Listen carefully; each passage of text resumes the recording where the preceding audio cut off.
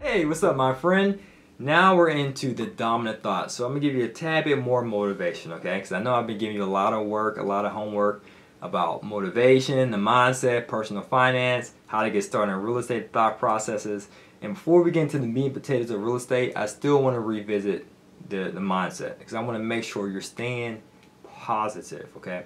I want to talk about dominant thought. That's the topic for today's discussion, dominant thought.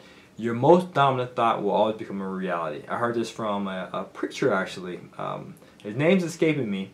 I see the image of him in my mind. It's just his name's escaping me. But when I was watching this program, he mentioned that. I said, wow, that is powerful.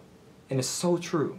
Whatever you think about the most, that occupies your mind, it eventually becomes a living thing. It manifests itself into your physical world. So if you're always thinking of abundance, health, having great relationships, you'll soon find that in your life, and you'll soon notice that people who are happy, go lucky people, always got a smile on their face, they always think the best of the situation. Why? Because their mindset is always dominated by good thoughts.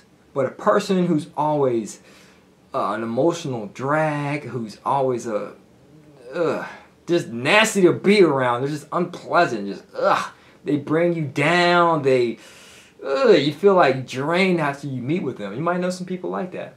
That's because their thoughts are always negative. They always think the worst in situations. They assume the worst and never hope for the best. Right? So you want to make sure you're that person who always assumes the best and hopes for the best and have a positive mindset.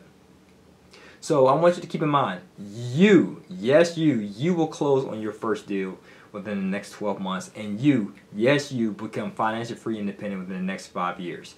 Okay? So whether it's you're doing a single family, a multifamily, a wholesale deal, I don't care what it is, you're going to get a deal done. And I want you to keep that in mind. But you have to be flexible. Like I mentioned, when you reach any obstacle, because obstacles will always be there, to the road to financial freedom, you always reach a roadblock or some obstacle. You always got to have that mindset to say, hey, I'm going to get to my financial destination. I will become financially free. I will close my first property within the next 12 months or so. But might have to go up, around, do an underpass. I might have to go above the speed limit to get to that destination because I was held back because I got pulled over. You always got to be focused on the end goal.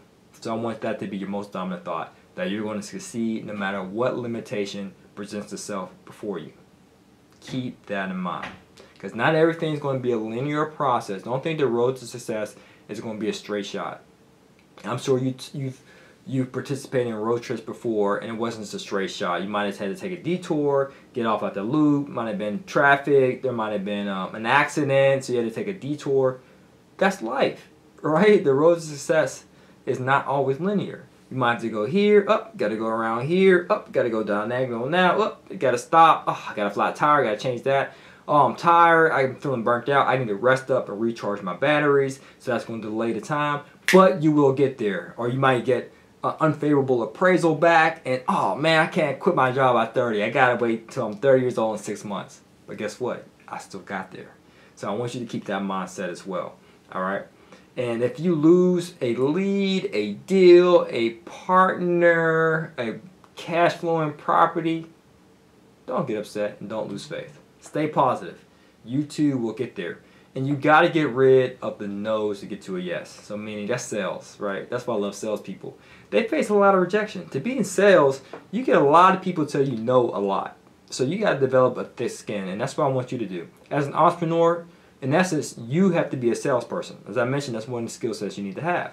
So as a salesperson, you got to develop thick skin. So partners say no, lenders say no, real estate agents say no's, the sellers say no. Keep heart. Be thick-skinned and keep going through those no's until you find a yes. A no is just a yes in the waiting room. I love that quotation.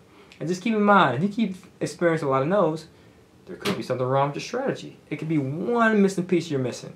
And if you are facing a lot of no's, then just reach out to us on the Facebook group, place your question or your frustration so that we can help guide you and say, hey, so-and-so, you're missing this one integral part.